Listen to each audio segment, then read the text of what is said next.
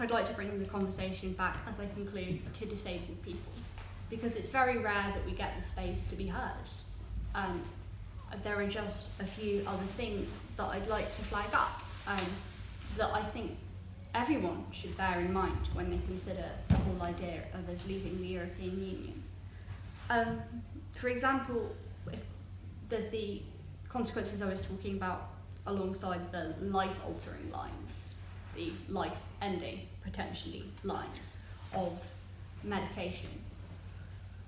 But there's also several less severe effects that would be present in any form of leaving the EU, not just a no deal, which poses the largest risk to the lives of disabled students and to disabled people.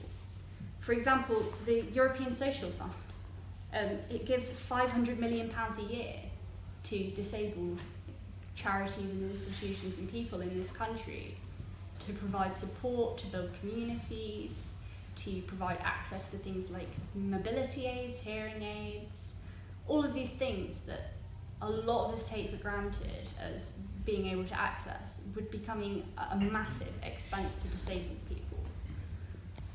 I think that one good thing about the European Union, amongst everything, is it means that no matter which political party is in power, there is still that money we give to the EU and that comes back to us in different forms of social funds, etc., that can't be cut in the same way that austerity allows the government to cut the DWP, that allows the government to cut the NHS and the social care it provides.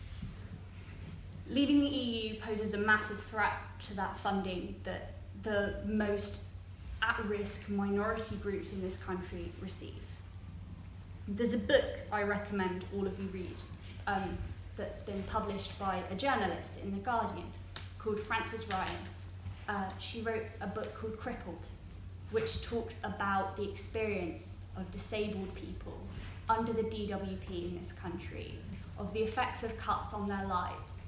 And when we talk about Brexit increasing the cost of food, and you read that book, and we talk about Brexit limiting medication, and you read that book, and we talk about Brexit removing these funds that allow disabled people to exist, then you start to realise, you start to put the picture together in your head, that this group of people can't take any more cuts. They're already living on the breadline as it is, if not below. They can't, we're talking about people who cannot deal with expenses as they currently are. They have to choose between food and their heating.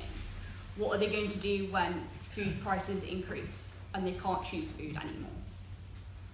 There's a lot of risk to disabled people, but it's very rarely talked about. There are very vulnerable groups in our society, and what might be a small increase in the cost of bread and milk for some people might kill others.